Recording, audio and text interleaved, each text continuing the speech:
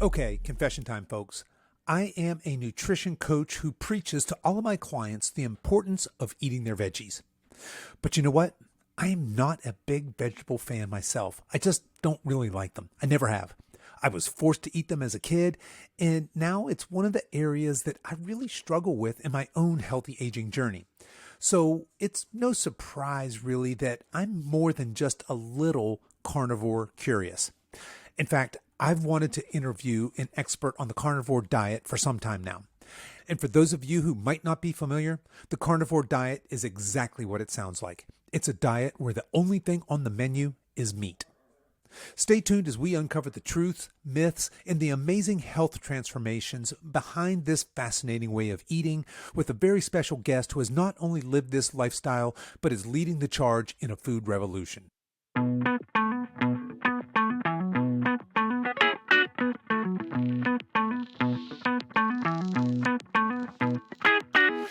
Hello and welcome to the Over 50 Health and Wellness Show. I'm your host, Kevin English. I'm the founder of the Silver Edge, and our mission is to help you build and maintain a lean, healthy body that you love for the rest of your life, so that you can show up in the second half of your life as the healthiest, strongest, most vital version of yourself.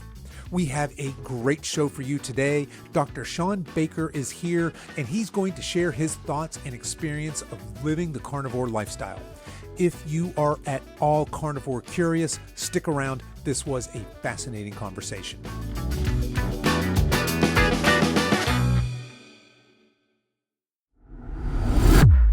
Today's podcast is brought to you by Legion Athletics. Legion makes supplements with all of the good stuff, like all natural ingredients and clinically effective doses, without any of the gimmicks like proprietary blends or hype. Now, look, here's the deal. You do not need supplements to build muscle, lose fat, or get healthy, but the right ones can definitely help. I personally love Legion's whey protein as well as their pre-workout. That pre-workout's called Pulse. And you folks can learn more by heading over to silveredgepartners.com and just click on the Legion icon there. And if you decide to order anything, please use coupon code SILVEREDGE at checkout. That'll save you 20% off your first order or double loyalty points on future orders.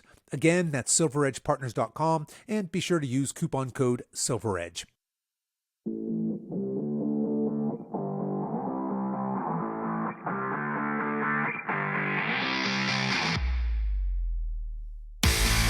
My guest today is Dr. Shawn Baker. Shawn is a leading figure in the world of health, fitness, and nutritional science.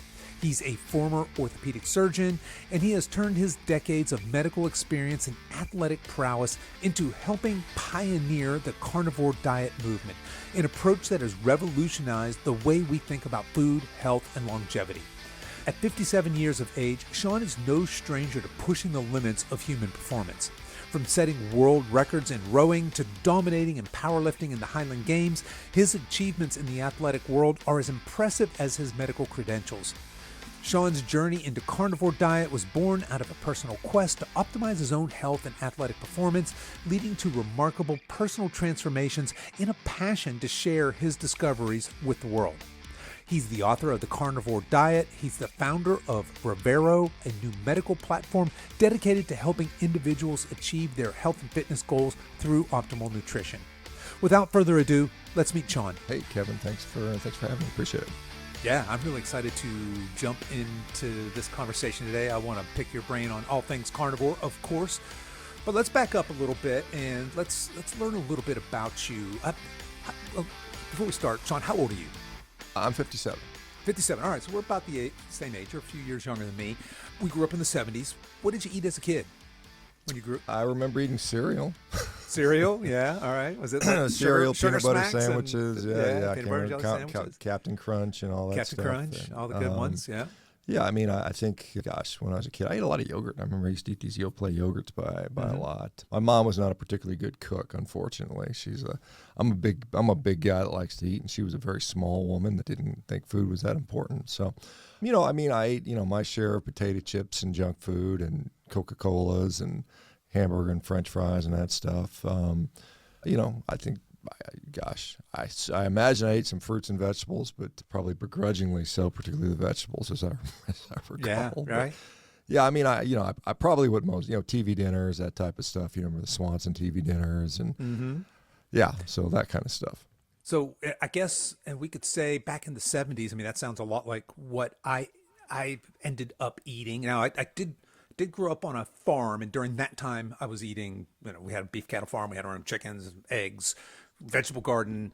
But once we moved away from there, I ate exactly what you're describing, right? A lot of sandwiches, macaroni and cheese, sugary cereals, all that stuff. Is it fair to say that back in that day, that was the standard American diet? Is that what most people were eating, do you suppose, in the 70s? Well, I mean, there's no way for me to know what everybody was eating, but I'd say that was not uncommon. I Not remember, uncommon. I mean, I think everybody who went to school with their little lunchbox had a very similar, sandwich, maybe a piece of fruit, maybe a cookie or something like that, some milk or something. But yeah, I mean, I think that was what a lot of people were eating for sure. Right on.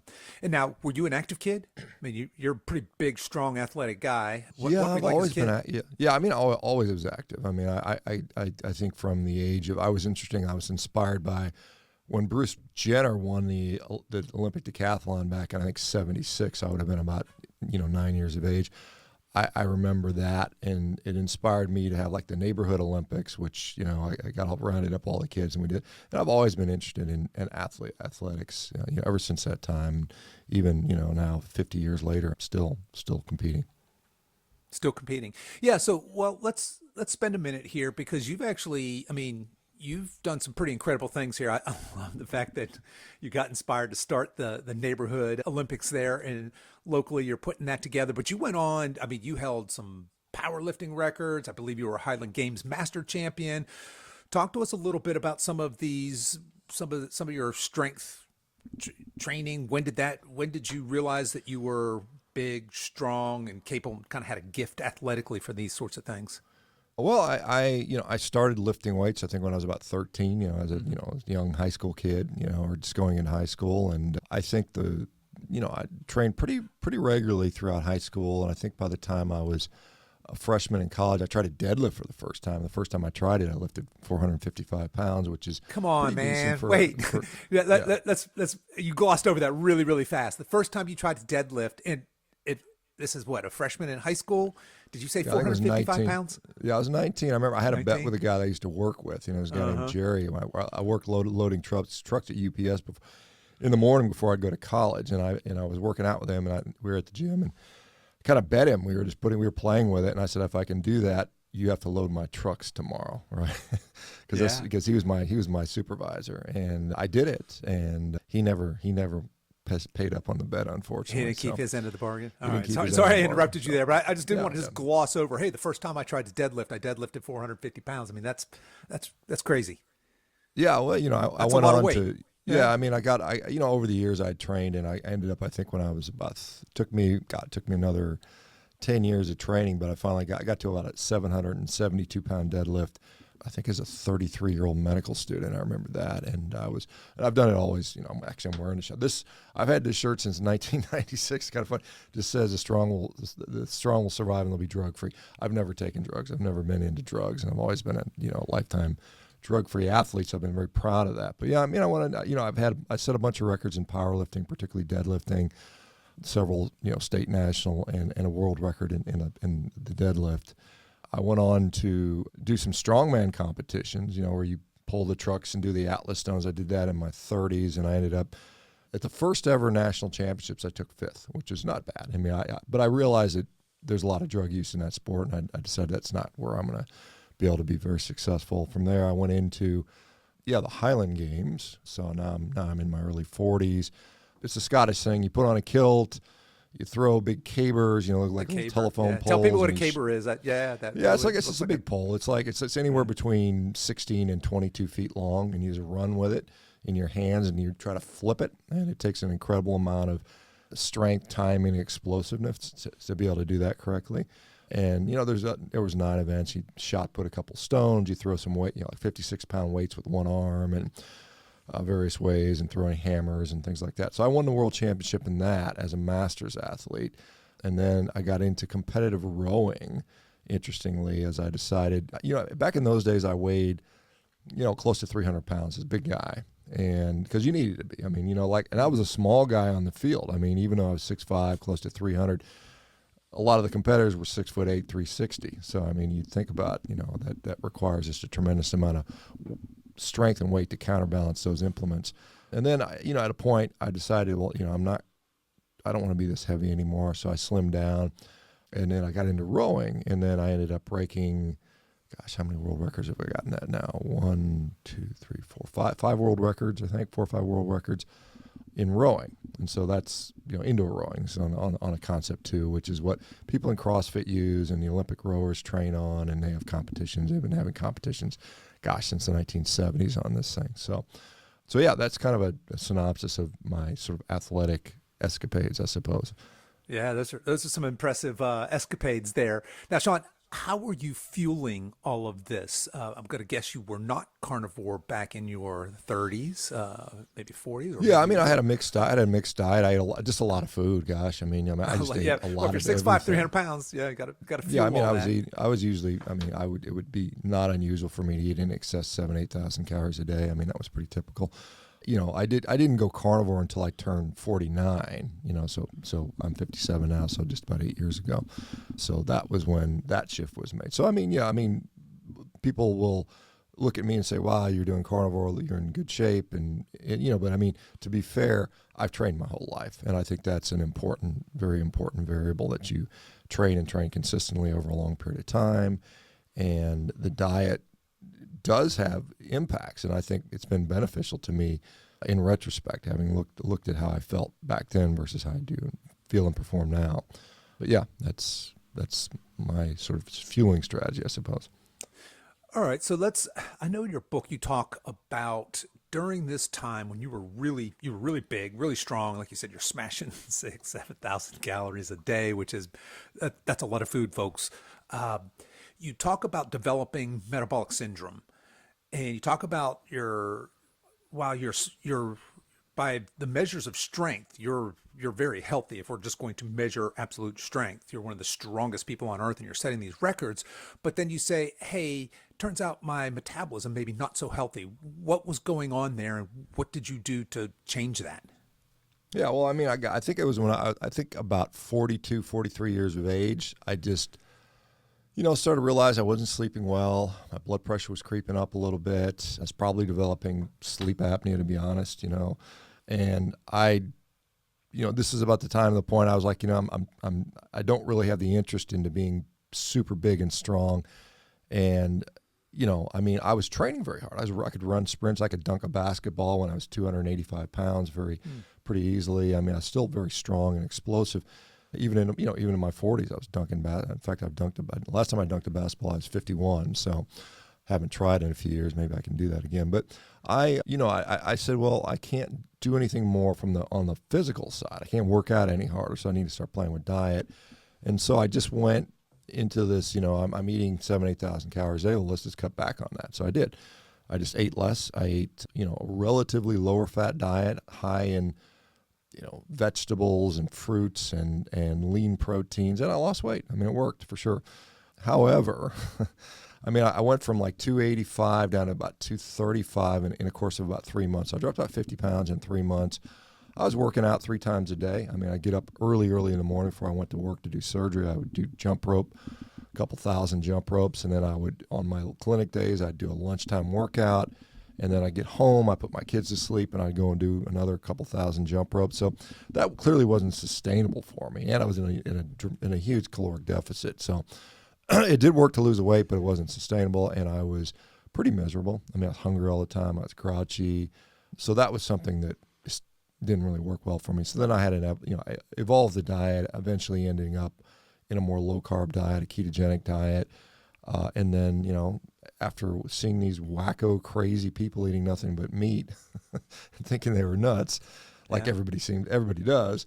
I tried it, and I mean, gosh, I'm still shocked at how good I felt, relative to even already being on a low carb diet. I mean, and that had benefits for sure. I just felt a greater, profound sense of satiety and less hunger, so I didn't need to eat so much, and that was great.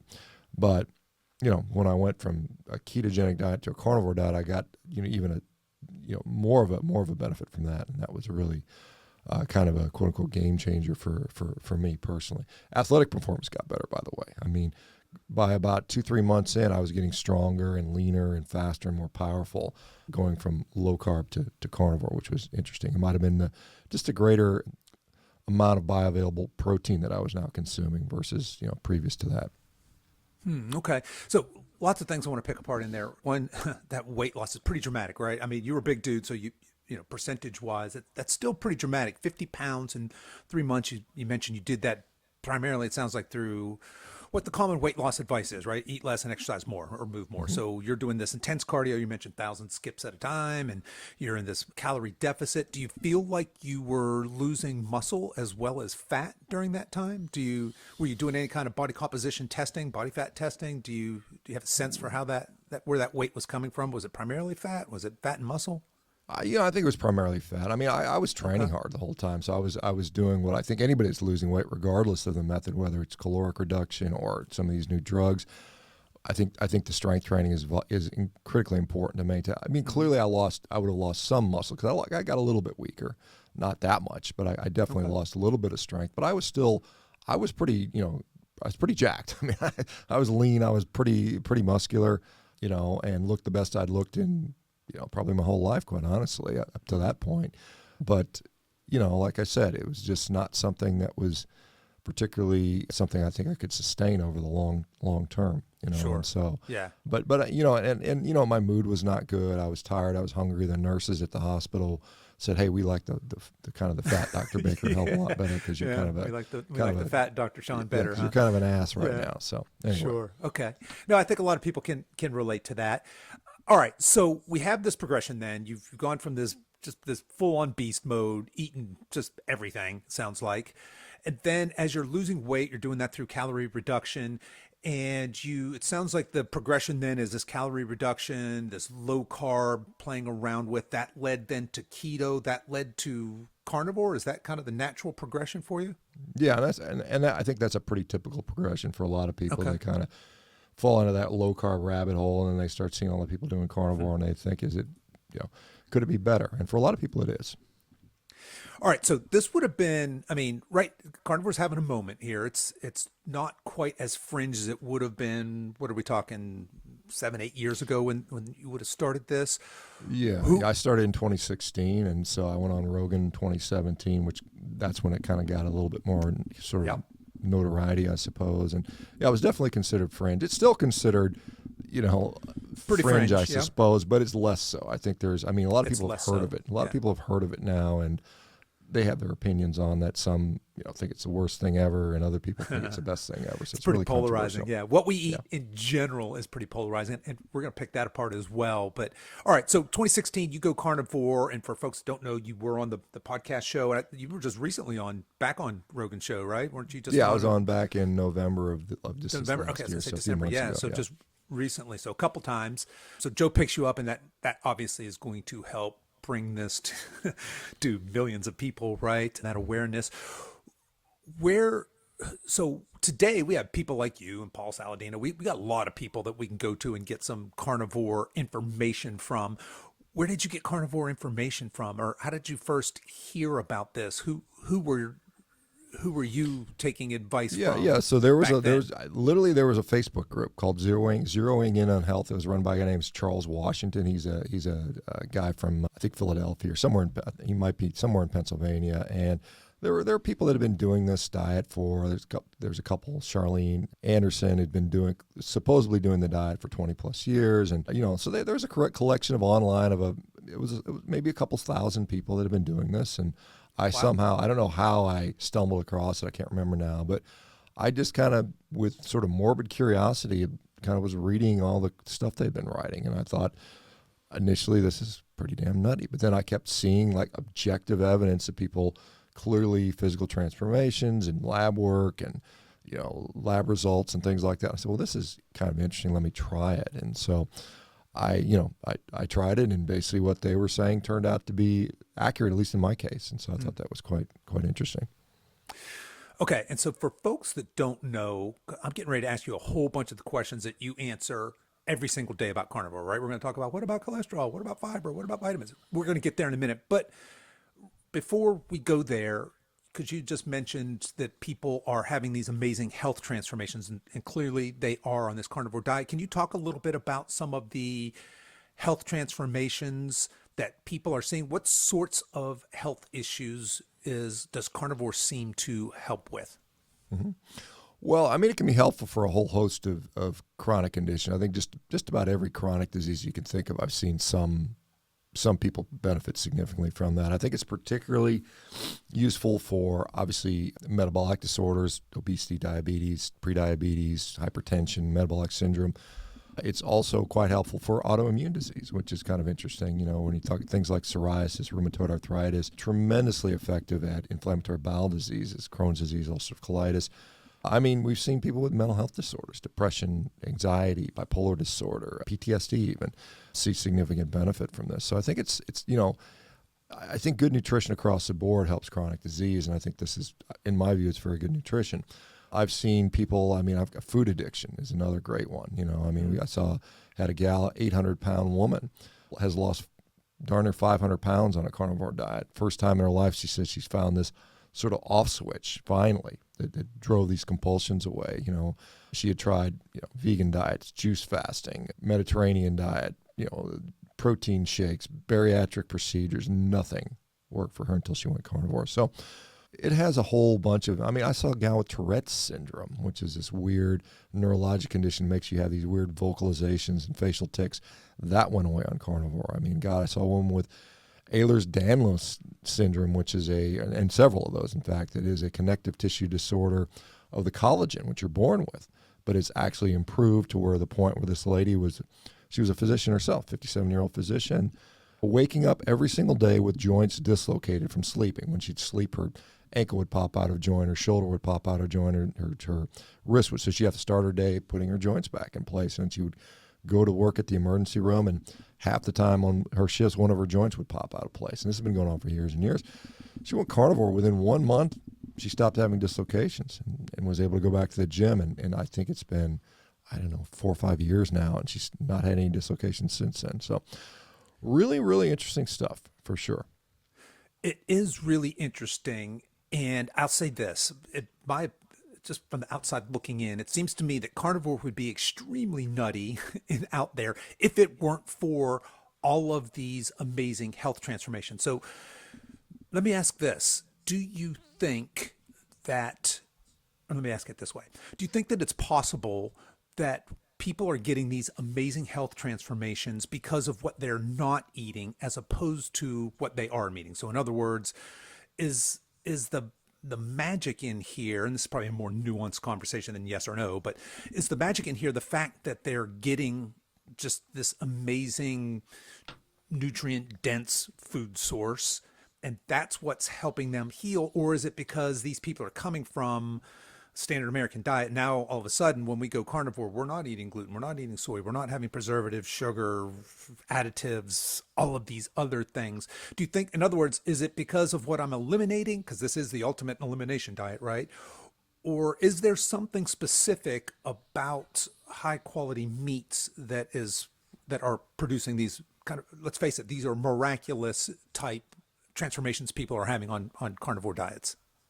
Well, I think it's a combination of both, quite honestly. Clearly, I think, we just got to report how much plastic people are accumulating in their body. Our food system is killing us, literally. It's literally, I think we're slowly poisoning ourselves with the majority of the food that we consume these days. So clearly eliminating that stuff has tremendous benefits. And you can see, that's why a lot of diets, whether it's a whole food plant-based diet or a carnivore diet, seems to be efficacious, removing that stuff. Now, beyond that, I do see a lot of people that are coming from a relatively clean diet. It might have been a vegan diet. It might have been a Mediterranean diet where they don't eat the junk food. And sometimes, removing the fruits and vegetables has been helpful for people. So, clearly there's something uniquely powerful there. I think when we're looking at healing the body, rebuilding the body, turning over cells, having high quality nutrients is extremely healthy. We are undeniably all made out of the same thing, animal cells at the cellular level, and we don't have cell walls, we're not plants, The nutrients that make up animal cells are pretty consistent across species for the most part. And those are the nutrients you need. I mean, you think about it. If I'm building a brick house, I'd like to have some bricks rather than straw and mud because it's going to be much less efficient to do it that way. So I think it accelerates maybe the repair and the healing process. At the same time, it eliminates the garbage that we're consuming. So I think it's both. All right. Yeah. No. I think that's fascinating, and there is I'm sure you're very aware, there's this cultural political movement afoot to get us to eat less meat, right? It's bad for the environment. It's bad for us. It's going to give you a heart attack. It just seems like there's all this propaganda, this anti-meat propaganda. It's almost like people don't want us to be healthy and thriving. In your opinion, if we start to remove meat, what are people going to replace that very nutrient-dense food with? Because I don't understand, if we're taking, say, beef off the table here, which is one of the most nutrient-dense foods on the planet, what is the expectation that nutrition experts are wanting us to backfill that with, and what are we actually going to eat? My worry is we're already getting sicker and fatter every single year, despite the amount of money we're spending on medical. What happens when we eat less meat? Well, we don't have to speculate. We know what happens. I mean, there's a recent study that came out 2022 looking at that. The more plant-based you go, the more processed food you eat. I mean, that's right. Just clearly what happens. And so, I mean, we saw that when we tried to remove butter from the menu. We started eating more margarine, which is quite honestly a bunch of garbage. So yeah, I mean, the reality of the situation, and I know there's vegans out there who will be eating lentils and chickpeas and things like that. That's not the reality. The reality is, when you remove meat from the menu, you just replace that energy void with more processed garbage. And conveniently, it tends to be very profitable processed garbage. And so there is a very big financial incentive. I mean, the worldwide meat industry is large. I mean, we're looking at over $1 trillion a year.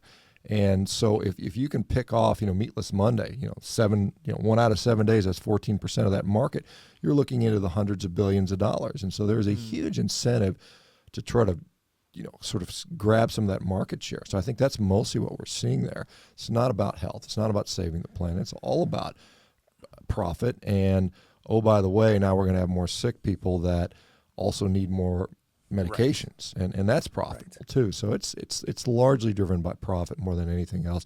Anybody that tries to put an altruistic spin on that it's basically a smokescreen. It's really, hey, we want to make. I mean, and that's what every business does. I mean, every business on the planet is there to make as much money as possible for their shareholders. It doesn't matter if it's a pharmaceutical company or a food company. That is really what this is about. Okay, so that leads me to this question then. Is there a conspiracy here? Because I wrestle with this all the time. It seems like, especially in our age group, right? 50s, 60s, 70s, we're cash cows.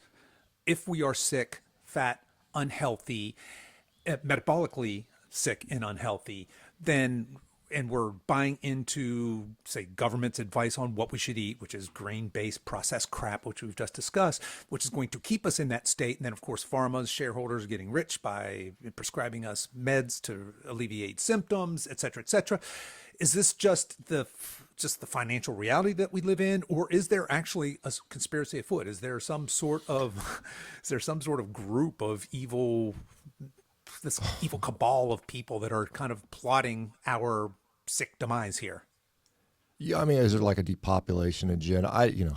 There's crazy stuff out there right now, isn't there? Yeah, I mean, I don't know how credible that is, to be honest. I mean, I do think there's a lot of people that want to make money off this. I think there are people that sincerely believe that, like the vegans, they seriously believe that eating animals is awful and evil, and we should do everything in our power to possibly do it. We've got guys like Cory Booker Senator Cory Booker on the farm, working on the farm bill.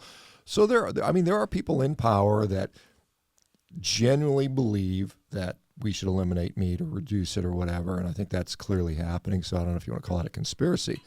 But there are people that are motivated by that, and I think we see stuff like Bill Gates is buying up all the farmland, and Bill Gates is promoting fake meat, and so he does. Yeah, he's got a financial incentive in some of this stuff.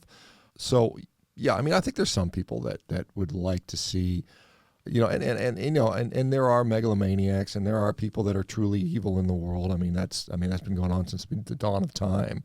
Often they're corrupted by greed, I think. So there's some of that, but I think the main realities are, I honestly think it's mostly a financial thing rather than a desire for power or control or depopulation. I think it's mostly just how can I make more money, and and I don't care about the rest of the people. 'Cause that's been going on for since society has started. We have people that want to take advantage of other people and thrive on them. And it's unfortunate because nutritional science, just human biology, it can be vastly complex. And so for just the average layperson to understand what they should eat, it should be a very simple thing, right? We're a biological animal, yet it's this vastly complex thing, right? And we get inundated with all this conflicting information. New study shows this, new study shows that, new study shows this. And it's really hard for the average person who just wants to lose some weight and be healthy, right, to know what to eat. And so I find the simplicity of carnivore, along with just the very radical testimonies of people changing their health, to be very interesting, to say the least. But I think I have to switch this conversation over to the questions that people probably have in their mind. They're like, okay, I didn't realize carnivore was really this big of a thing. I didn't realize people were maybe getting this healthy from it. Number one question, I'm sure you get asked this all the time: what about cholesterol? Because cholesterol, of course, is clogging up our hearts, giving us heart attacks, and that comes from red meat. If I'm not mistaken, that's mostly what you're eating. Is that right? Well, it's certainly mostly what I'm eating. Now, I think there's a difference between the fact that saturated fat can contribute to higher cholesterol and the fact that red meat causes heart disease. I don't think that you can make that assumption, because there's a lot of intermediate steps in between them, because red meat has a lot of mitigating factors as well. There's all kinds of nutrients in red meat that are cardiobeneficial, carnitine, choline, carnosine, things like that. So it's, there was a nice study in the Journal of American College of Cardiology saying that, saturated fat in the form of whole foods, meat, eggs, dairy, things like that, are not associated with heart disease. But saturated fat in general, and you remember, where do Americans get our saturated fat from? Well, only about 3% of it comes from actual whole cuts of meat. The rest of it's coming from frozen desserts and highly processed foods and pizzas and lasagnas and all these things that, yes, they have saturated fat in there, but they have refined carbohydrates and all these other things. So really, that's, I think, an important point. Also, the different types of saturated fat. Saturated fat is just not one thing. It's capric acid, caproic acid, caprylic acid, myristic acid, lauric acid, oleic acid, palmitic acid, stearic acid. Which one? Because they, each of these have different profiles in there. And some saturated fats are beneficial, and some of them tend to be, I think myristic acid is considered the one that's the most problematic, which is not found in meat, by the way, or not to any significant degree. So, we also are now seeing that, serum cholesterol, certainly while it has an association with cardiovascular disease, that's undeniable. But again, in which population? Which population are you talking about? You're talking about the average person eating a standard mixed diet? Okay, yeah, maybe in that case you should be lower cholesterol. What about a person who eats a clean, whole food, meat-based diet that's otherwise metabolically healthy? Are those people at the same risk? And, I think there's evidence that's starting to suggest that no, they're not. And so I think we have to really figure out there's some nuance here. For instance, even the variability of cholesterol. I did a little kind of experiment the other day. I've got a home cholesterol monitor where I can monitor my own cholesterol. And on Monday morning, it was 156 total cholesterol. Totally fine. No one would say anything negative about that. That's well within the realm, and they like it below 200 and sometimes 190. So I'm well below that.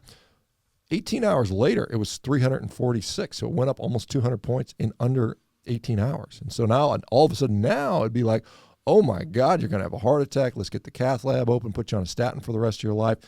And these two labs are less than 24 hours apart. So I think there's a lot even though we've been studying cholesterol since the early part of the 20th century, over 100 years, we still don't know it all. We don't know all these things. And so the data that's emerging, Matt Budoff's study out of UCLA just finished. We'll hopefully have the data on that, the final data on that later this summer, probably, and again, I'm going to say probably because I haven't seen the results. I mean, I've seen the preliminary data, which would suggest this, that if you are metabolically healthy and you have high LDL cholesterol, it may not be the issue. It may not be the issue. So I think that science is emerging. And those people that are out there that are like, this is settled, we know it, there's no reason to ask a question, I think that's unscientific in my view, because most of the data we have on heart disease is on unhealthy people that develop heart disease. What about the people that are healthy that don't develop heart disease? Who are those people? We haven't really fully elucidated that yet. And so I think this is where we're starting to get to that point. People are asking the question, but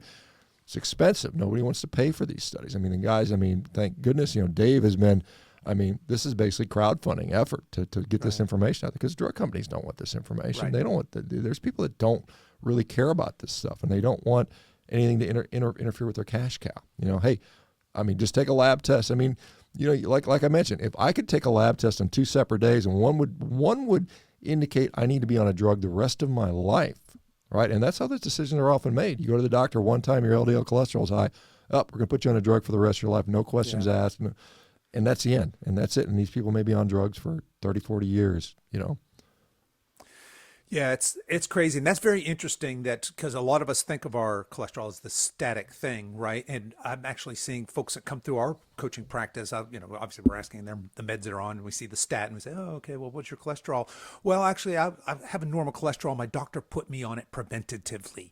So we've seen that several times now, where there are doctors out there prescribing their patients statins preventatively, in other words, to keep them from, it's a crazy, crazy world out there. All right. So going down the list here, that's cholesterol, obviously a more nuanced conversation. What about fiber? Because that's probably the next thing that somebody's going to say, okay, if you're eating all this meat, where are you getting your fiber? Well, you're not. Fiber is not required. Fiber is not essential. I literally have had essentially no fiber in 8 years. I'm breaking world records, man. I'm not sick, right? Fiber is, Dennis Burkitt back in the 1930s visited Uganda, I believe, and looked at the fact that these African populations didn't have some of the diseases that we're seeing in Europe at the time, which was, and he concluded they were eating more fiber than everybody else, and therefore fiber was a magical ingredient. And what he didn't really sort of pay attention to was they weren't eating sugar, and they weren't eating all this other crap either. And so that might have been the case. But the purported benefits of fiber, and there are many, and there's a lot of studies, again, that show that higher fiber diets are associated with less disease. And I think really, it's really a marker of diet quality. Like I said, if you're eating a fiber-rich diet, more often than not, you're eating fruits and vegetables and less cookies and cakes and, ice creams and things like that. So I think it's just, again, a marker of disease. One of the biggest things people talk about these days is how fiber impacts the microbiome. We have this gut microbiome, sure. Yep. Mostly our colon, where fiber is then fermented, and we elucidate these short-chain fatty acids, which have a protective effect on the colonocytes, or the enterocytes on the cells. And that's all good and well, but you can get the same exact benefits from protein metabolism. You can get the same benefits from a lower carbohydrate state, where you're endogenously producing all these ketones like beta hydroxybutyrate, which is almost the same thing as butyric acid. There's only one hydroxyl molecule different, and it's a very easily reversible reaction. So Tommy Wood and Lucy Mailing wrote a nice paper in 2021 looking at the metabolic flexibility of the gut that shows that, hey, you can challenge it with fiber, you can challenge it with kind of meat, and you get basically the same beneficial results from that. So in my view, fiber is non-essential. It's conditionally beneficial. If you're on a standard American junk food diet, eat more fiber. It's probably going to help you. If you're not eating the standard American junk, then, in fact, I see a lot of people where removing fiber from their diet is the best thing they can do for their gut. They have chronic IBS, inflammatory bowel disease, gastroesophageal reflux disease. Taking all the fiber out often helps those people, because it prevents all that fermentation, that gas being formed, which can be uncomfortable, can lead to reflux, lead to, obviously chronic bloating and irritation. So fiber, I think, is one of those things where, it's clearly not essential for life, and it's conditionally beneficial for some folks, but at the same time, it is potentially problematic for others. So that's interesting because you're exactly right. When I hear you say, hey, fiber could be problematic, take it out, I suppose there's two ways to do that, right? If I eat low fiber but still standard American diet, I'm just replacing probably, plants, basically whole Yeah, I mean, plants don't with replace processed it with crap, right? refined sugar and Yeah, stuff like that. That's exactly. not going to help, Yeah, right? seed oils, etc. No. Okay. All right. So since we set this podcast recording on the calendar, I've been walking around telling my wife, I'm going carnivore. This is it. I'm doing it. I'm eating all meat. And she's horrified. She goes, no. What about, because she's a vegetable lover. She honestly, her favorite foods are vegetables, which to me is just unfathomable. I don't particularly like them. I eat them because I have to. What do you say to somebody who says, well, what about all the phytonutrients and you're missing out in fruits and vegetables? I don't think carnivores eat plants, right? So how do you answer that? Yeah, well, I mean, yeah, that's true. We don't eat plants, or very little. Maybe some people have some seasonings and things like that. But interestingly, great work, Stefan Van Vliet, out of Duke University, well, formerly Duke, now he's at Utah State. Paper in, I think, 2021. Meat has a ton of phytonutrients in it, believe it or not. Beef has, particularly if you see diverse forage beef, they have polyphenols, they have tannins, they have a whole host of phytonutrients, and they're probably more bioavailable. In fact, they are more bioavailable than we can get from plants, because a cow has the ability to eat a lot of plants that we can't. I mean, we can't eat grass, we can't eat the weeds and all the stuff that they're eating. So they have a rich, diverse diet of these various plant compounds, which get incorporated into the animal tissue, by the way. So by consuming meat, you're getting many of these quote unquote healthy phytonutrients, So yeah, you're getting that stuff anyway. The plant's eating, the cow's digesting it and assimilating it for you. So you're not going to necessarily miss out on that stuff. This is a little known fact, because most people think of meat as protein, a little bit of fat, and a few vitamins and minerals, but there are literally something like 70,000 unique nutritional compounds found in beef itself, not to mention the other animals that eat different foods as well. So you are going to get a lot of those quote unquote healthy, whatever you want to say, polyphenols or tannins or, things of that nature. All right, sold. Tell my wife that the cow eats a salad for me. All right, Shawn, who should consider a carnivore diet? Who's a good candidate? Obviously people that are sick. I mean, I think this is, and this is a lot of people in the U.S. I mean, we have, 38 million we've got 50% of the population is pre-diabetic, 38 million diabetics. We have 22 to 50 million autoimmune patients. We have, 25% to a third of the people that are on some kind of mental health issue. All those people could potentially benefit from this. And I tend to look at it not necessarily as I'm going to do this for the rest of my life. I look at it as a therapeutic tool. Do it for 3 months, do it for 6 months, see where you get, and then figure out what you can tolerate long term. I'm not here. This isn't religious dogma for me. This isn't like, oh, you got to do it for the rest of your life and it's the only way to get healthy. I've never said that. I won't say that. But I will say it is a very effective tool. And I'll just segue into what we do as a company, Rivero. And we just launched recently. Just our first patients are going through. We're licensed in all 50 states. We're already pulling people off medications, and so, which is really cool. That's the whole purpose here. We have too many people that are chronically medicated for conditions that could be basically taken care of and reversed with proper nutrition and lifestyle. So I think people with food addiction. My gosh, you think about it. How do you treat alcoholism? How do you not treat alcoholism? Well, you don't tell people, hey, just have a couple drinks on a weekend. That's not going to cure your alcoholism. So a lot of these people that are addicted to this ultra-processed garbage that we call food, and estimates are about 14% of the population suffers from that, would be good candidates for this. I mean, again, there are many ways to lose weight. There are many ways to get healthy. Carnivore is not the only way. But having said that, it's very simple. It is often dramatically effective. It is, I think, uniquely, when it comes to that food addiction standpoint, it uniquely deals with these cravings that people have, because a lot of people go on a diet and they're miserable. They're hungry. They're constantly thinking about food. This, in many cases, sort of makes that not an issue for people. So I think it can be very, very beneficial, and it's instructive just to learn about your body. If you can get over the fact that red meat is not killing you, and I honestly don't think it is. I think it's really helping people. and you get to feel how it feels. Maybe a lot of people, for the first time in their life, they actually feel what it means to be actually healthy. I mean, a lot of people have this chronic low-level gut irritation or the chronic mood depression or aches and pains. You talk about 50s and 60-year-olds as your podcast audiences. I'm getting close to 60, and I'm able to do things like I did in my 30s right now, and without the aches and pains that often accompany that stuff. So it's, if nothing else, it's instructive to do. My suggestion is try for 3 months, because I think that's how long it may take you, a month or two to adapt to it. So I think 3 months is a good trial period to see what it does for you. And if nothing else, you'll learn something. Worst case scenario, you'll eat a bunch of steaks for a couple months. Okay, big deal. I mean, most guys in particular are pretty happy with that. There's some women that are kind of.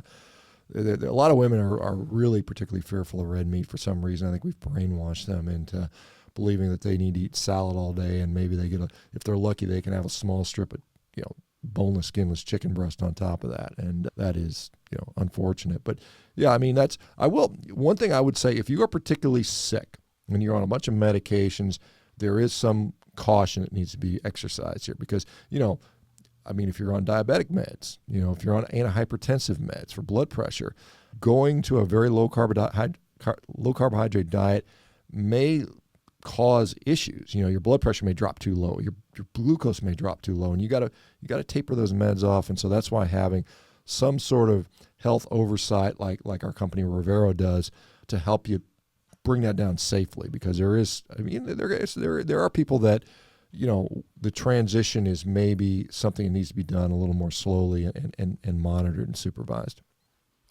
Gotcha. Okay. Yeah. Because that was the next thing I was going to ask you, or what population is this a contradiction for? It doesn't sound like it, or contraindicated for it. It doesn't sound like somebody who's, on meds or sick is a contraindication. In fact, those people should, but they need to be aware if you're taking, for example, blood pressure medicine, and then you go and do lifestyle modification that's automatically drops your blood pressure, plus you have medicine in you doing the same thing.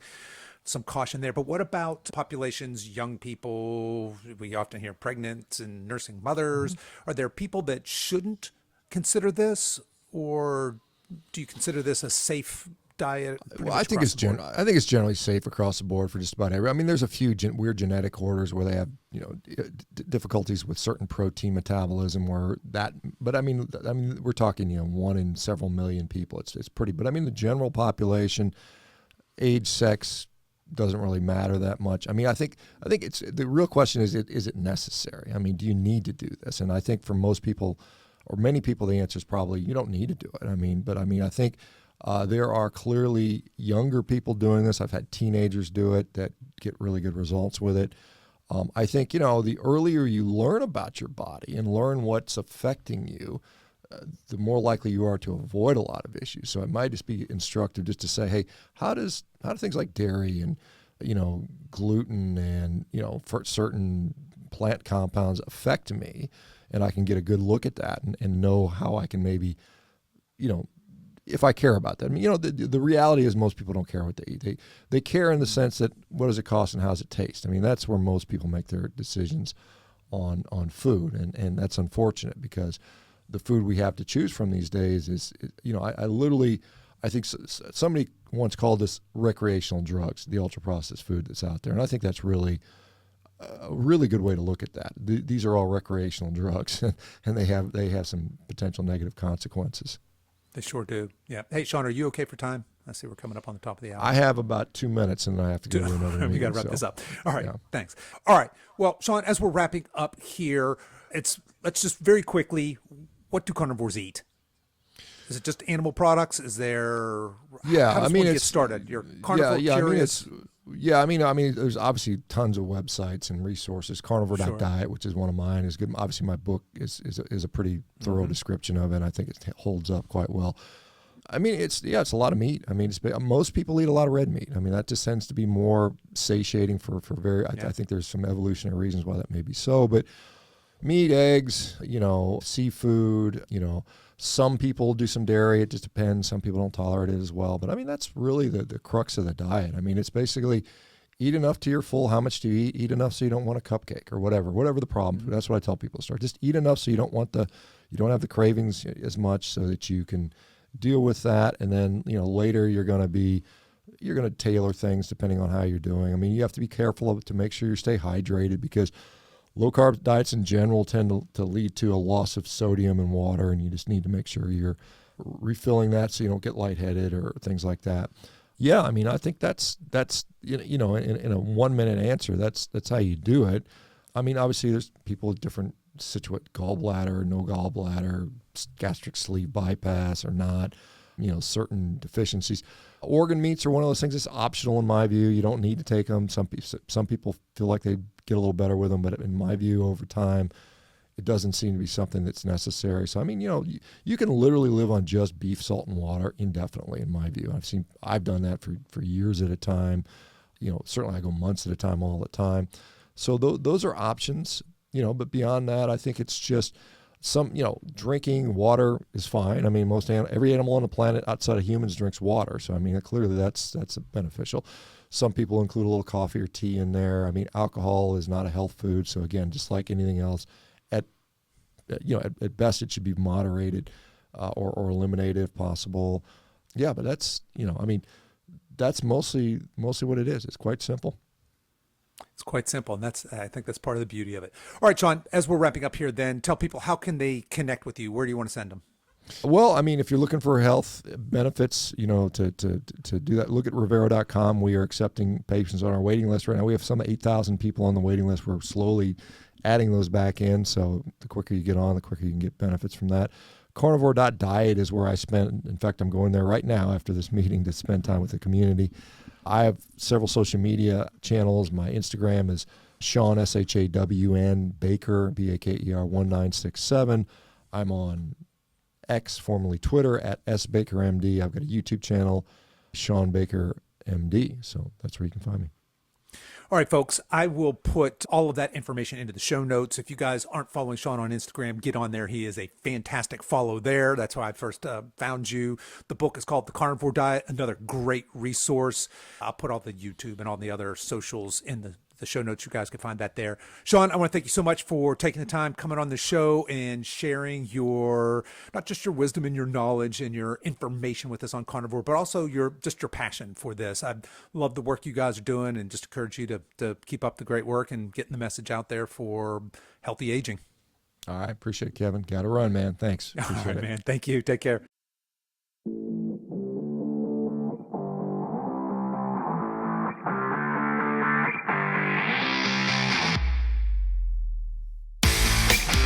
Okay, that's our show for today, folks. If you've enjoyed this podcast, I want to let you know that we have other free resources over at silveredgefree.com. There, you'll find our free guides with our top tips on nutrition, exercise, and healthy lifestyle to assist you in your weight loss and fitness journey. So feel free to head over there and download anything that looks useful to you. I'll put links to everything we talked about in the show notes, and you folks can find those over at silveredgefitness.com/276. As we wrap up our time together today, you can show your support for this show in two important ways. The first is to tell a friend about this podcast and encourage them to give it a listen. The second is for you YouTube folks to click the like and subscribe buttons, and for you podcast folks to please give this podcast a 5-star review on whatever platform you're listening, and be sure to subscribe and follow so you don't miss any future episodes. I really appreciate you spending your time with me today, and until next time, stay strong.